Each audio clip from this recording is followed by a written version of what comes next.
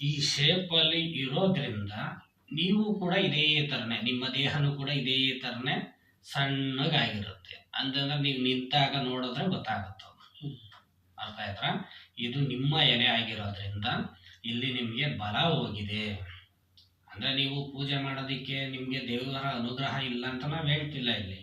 ಅಂದ್ರೆ ನೀವು ಮಾಡೋದು ಅವ್ರಿಗೆ ಅಷ್ಟೊಂದಾಗಿ ಮೊದಲು ಸೇರಿದಷ್ಟು ಫಲ ಈಗ ಅವ್ರಿಗೆ ಸೇರ್ತಿಲ್ಲ ಅಂತ ಅರ್ಥ. ಅರ್ಥ ಆಗ್ತಿದ್ಯಾ? ಅದನ್ನ ಬಿಡಿಸಿ ಮತ್ತೆ ಕವಡೆಯಲ್ಲಿ ಹೇಳ್ತೀನಿ ನಾನು. ಇದಾದ ಮೇಲೆ ಇದು ಎರಡನೇದಾಗುತ್ತೆ. ಎರಡನೇದು ಅಂತಂದಾಗ ನಿಮಗೆ ಕುಟುಂಬ ಸ್ಥಾನ ಅಂತ ಬಂತು. ಈ ಕುಟುಂಬ ಸ್ಥಾನ ಅಂತ ನೀವು ತಗೊಳ್ಳೋದಾದ್ರೆ ಈ ಕುಟುಂಬದಲ್ಲಿ ನಾವು ಎಲ್ಲರೂ ಬರ್ತೀವಿ. ಈಗ ನಿಮ್ಮ ಕುಟುಂಬ, ನಿಮ್ಮ ಮಕ್ಕಳುಗಳ ಮಾತ್ರನೇ ಇಲ್ಲಿ ಕುಟುಂಬ ಅನ್ಕೊಳ್ಬಾರ್ದು. ಕುಟುಂಬ ಅಂತ ಬಂದಾಗ ಎಲ್ಲರೂ ಬರ್ತಾರೆ, ನಿಮ್ಮ ಅಣ್ಣ ಪೂರ್ತಿ ಬರುತ್ತೆ. ಆದ್ರೆ ಅದ್ರಲ್ಲಿ ಎಲ್ಲರೂ ಸ್ವಲ್ಪ ಜನ ನಿಮ್ಗೆ ಯಾರು ಸಪೋರ್ಟಿವ್ ಆಗಿ ಬರಲ್ಲ. ಇಲ್ಲಿ ಕಾಣ್ತಿದ್ಯಾ? ಹೋಗಿದ್ಯಾ? ಸೊ ಅದಕ್ಕೋಸ್ಕರವಾಗಿ ಇಲ್ಲಿ ನಿಮ್ಗೆ ಸಪೋರ್ಟಿವ್ ಆಗಿ ಬರಲ್ಲ. ಇಲ್ಲಿ ನೀವು ಏನೇ ಪ್ರಯತ್ನ ಮಾಡಕ್ ಹೋದ್ರು ಸಹ ನನಗೆ ಎಲ್ಲ ಚೆನ್ನಾಗಿ ಮಾಡ್ತೀರಾ, ಹೂವು ಅಲಂಕಾರ ಮಾಡಿರ್ತೀರಾ, ಪೂಜೆ ಚೆನ್ನಾಗಿ ಮಾಡ್ತೀರಾ, ಎಲ್ಲಾರನ್ನೂ ಕರೆದು ಕಳಿಸೋದ್ರದ್ದು ಎಲ್ಲ ಚೆನ್ನಾಗಿ ಮಾಡ್ತೀರಾ. ಆದ್ರೆ ಫಲ ಎಂತಕ್ಕಿಲ್ಲ ಅಂತಂದ್ರೆ ಇಲ್ಲಿ ಹೋಗಿದೆ. ಇದಕ್ಕೆ ಕಾರಣ ಏನು ಅಂತಂದ್ರೆ ಇಲ್ಲಿ ಅಷ್ಟು ಕಷ್ಟಗಳನ್ನ ಇಲ್ಲೊಬ್ಬ ವ್ಯಕ್ತಿ, ಅಂದ್ರೆ ನಿಮ್ಮ ಮನೆಯಿಂದ ದೂರದಲ್ಲಿರ್ತಕ್ಕಂಥ ವ್ಯಕ್ತಿಗಳು ನಿಮಗೆ ಗೊತ್ತಿಲ್ಲದಂಗೆ ನಿಮ್ಗೆ ಸುಳ್ಳಿನ ಸಂದೇಶವನ್ನ ಅವ್ರಿಗೆ ರವಾನೆ ಮಾಡಿ ಕಳಿಸುವಂಥದ್ದು. ಯಾಕೆಂದ್ರೆ ನಿಮ್ಗೆ ಅರ್ಥ ಆಗಿರುತ್ತೆ, ಈ ಸತಿ ಬಂದಂತ ವ್ಯಕ್ತಿಗಳು ಮುಂದಿನ ಸಾರಿ ಬರಲ್ಲ ದೇವಸ್ಥಾನಗಳೇ ಅಂತಂದ್ರೆ ಇದು ಅಪಚಾರಕ್ಕೆ ಒಳಗಾಗಿದೆ ಮಾಡುವಂತ ವ್ಯಕ್ತಿಗಳು. ಅರ್ಥ ಆಗ್ತಿದೆಯಾ? ಇದಾದ ನಂತರ ಇಲ್ಲಿ 4 ಎಲೆ ಆಗುತ್ತೆ. ಈ 4ನೇ ಎಲೆ ಅಂತ ಬಂದಾಗ ಇಲ್ಲಿ ನೀವು ನೋಡ್ಬೋದು, ಇಲ್ಲಿರೋ ಅಷ್ಟೂ ಜನನು ವೇಸ್ಟ್ಗಳೇ. ಅಂತಂದ್ರೆ ಅವ್ರು ಏನು ಮಾಡಿರಲ್ಲ ಅವ್ರ ಜೀವನದಲ್ಲಿ. ಬರೀ ಅವ್ರ ಮೇಲೆ ಇವ್ರ ಮೇಲೆ ಗೂಬೆ ಕೂರಿಸ್ಕೊಂಡು ಅವ್ರ ಹತ್ರ ಇವ್ರ ಹತ್ರ ಈಸ್ಕೊಂಡು ತಿನ್ಕೊಂಡು ಕಾಲ ಕಳೆದಿರ್ತಾರೆ ಹೊರತು ಅವ್ರು ಇನ್ನೊಬ್ರಿಗೆ ಸಹಾಯನೂ ಮಾಡೋದಿಲ್ಲ. ಹಾಗಾಗಿ ಇಲ್ಲಿ ನಿಮ್ಗೆ ದೇವ್ರು ಬಂದು ರಾಹು ತತ್ವದಲ್ಲಿ ಹೋಗಿದೆ. ರಾಹು ತತ್ವ ಅಂತ ಬಂದಾಗ ದೈವ ಅದು ಪೂರ್ತಿಯಾಗಿ ಒಂದು ಸಂಚಾರಕ್ಕೆ ಅಂತ ನಿಂತು ಬಿಡುತ್ತೆ ಅವಾಗ. ಅಂತ ಅಂದಾಗ ಈಗ ನೀವು ಒಂದೇ ಒಂದು ಬಾರಿಗೆ ಇಂಥ ಭಾಗದಲ್ಲಿ ನನಗೆ ಹೂ ಪ್ರಸಾದ ಬೇಕು ಅಂತ ಕೇಳಿರ್ತೀರ, ಅದು 1 ಸೆಕೆಂಡು ಮಾತಿಗೆ, ನಿಮ್ಮ ಒಂದು ಮಾತಿಗೆ ಕೊಡ್ತಿತ್ತಂತ ದೇವ್ರುಗಳು ಈಗ ಕೊಡಲ್ಲ. ಸುಮಾರು ಹೊತ್ತು ಟೈಮ್ ತಗೊಳುತ್ತೆ, ಕೊಡೋನು ಬೇಡೋ. ಆ ಕೊಟ್ಟರು ಆ ಕೆಲಸಗಳು ಅಷ್ಟು ಪರ್ಫೆಕ್ಟ್ ಆಗಿ ಆಗೋದಿಲ್ಲ.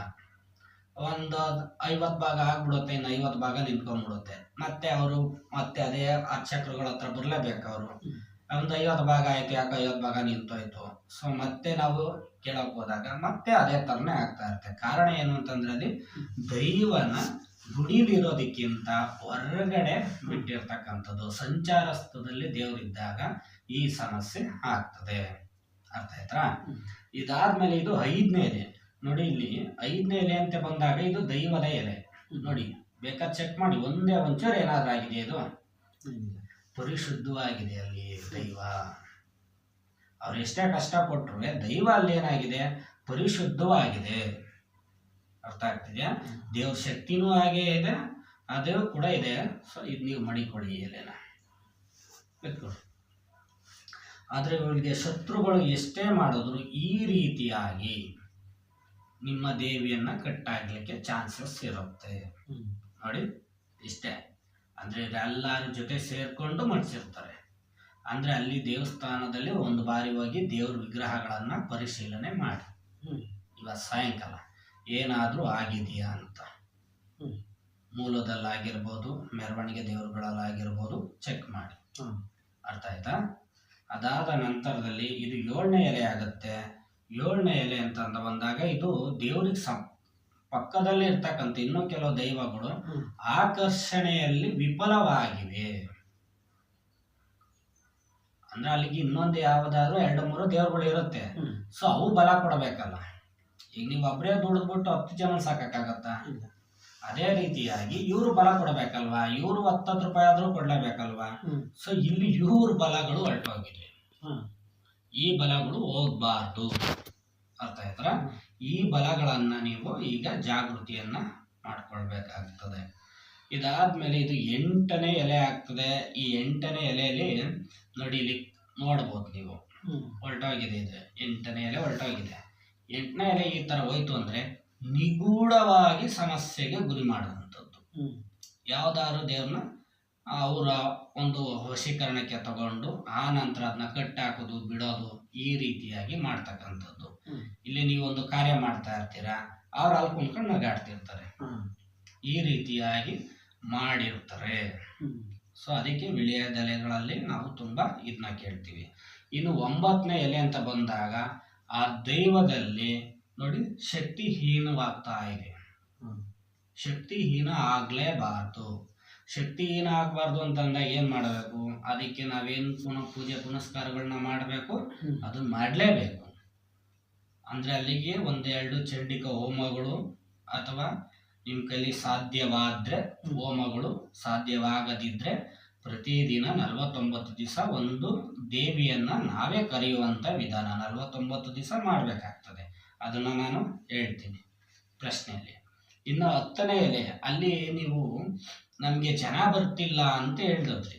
ಜನ ಬರ್ತಾರೆ, ಕೇಳ್ತಾರೆ, ನೆಕ್ಸ್ಟ್ ಬರೋದಿಲ್ಲ, ಹೆಸರಿದ್ರೂ ಹೆಸರು ಹೀನವಾಗಿದೆ ಅಂತ. ನೋಡಿ 10ನೇ ಎಲೆ ಹೇಗಿದೆ,